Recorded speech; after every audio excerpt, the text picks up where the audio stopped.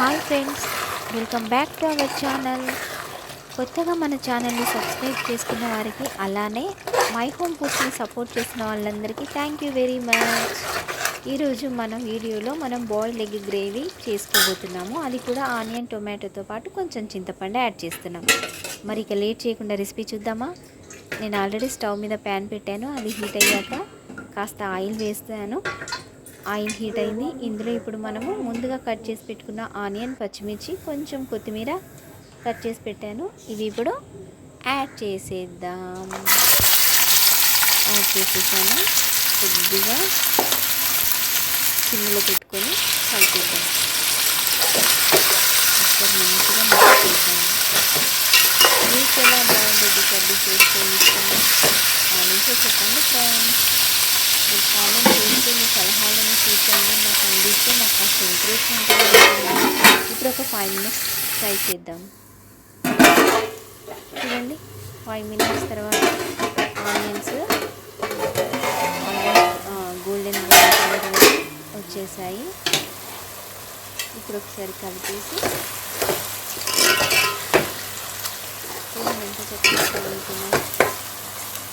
ఇప్పుడు దీంట్లోకి మనం అల్లం వెల్లుల్లి పేస్ట్ అండ్ పసుపు యాడ్ చేసి మళ్ళీ ఒకసారి మిక్స్ చేద్దాం.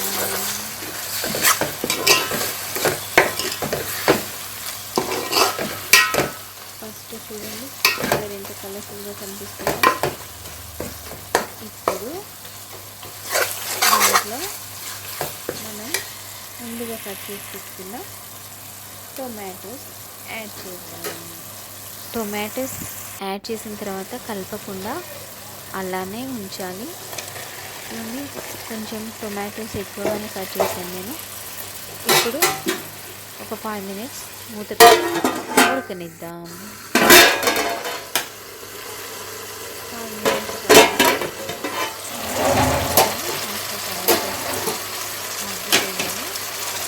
ఇప్పుడు మనం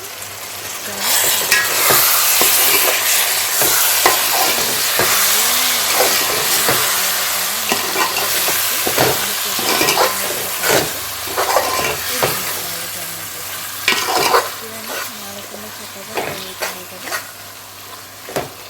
ఇప్పుడు మనం ఈ టొమాటోలో మనం కారంకి సరిపడా మన టేస్ట్, అంటే మనం ఎక్కువ కారం తింటే లైట్గా మన రుచికి సరిపడా కారం యాడ్ చేసుకున్నాము. తర్వాత కొద్దిగా సాల్ట్ యాడ్ చేస్తాము. ఈ సాల్ట్ కూడా యాడ్ చేసిన తర్వాత మంచిగా మిక్స్ చేసుకున్నాం.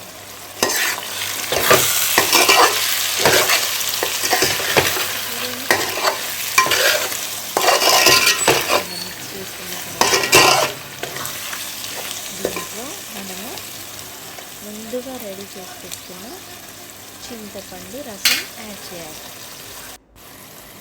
ఈ చింతపండు రసం తీయడానికి నేను చిన్న నిమ్మకాయ సైజు చింతపండు తీసి క్లీన్ చేసి నానబెట్టి పెట్టుకున్నాను. ఇప్పుడు దీంట్లో యాడ్ చేసాను కదా. నెక్స్ట్ ఇంకొన్ని వాటర్ యాడ్ చేస్తున్నాను. గ్రేవీ కదా, మనకి గ్రేవీ చిక్కగా వస్తుంది. ఎక్కువ కాకుండా just 1 glass of water add చేస్తున్నాను. ఓకే, వాటర్ యాడ్ చేసాం కదా. ఇప్పుడు మళ్ళీ ఒకసారి మంచిగా మిక్స్ చేద్దాం.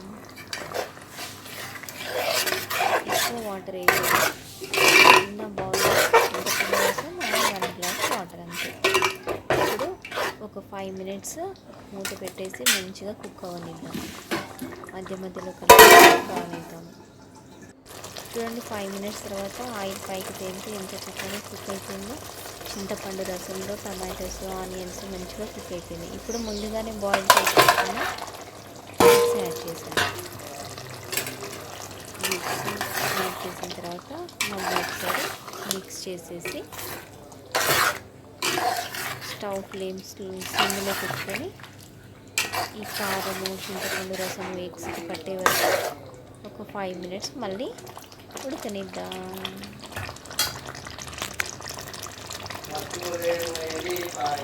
మూత పెట్టేసి ఉడకనిద్దాం.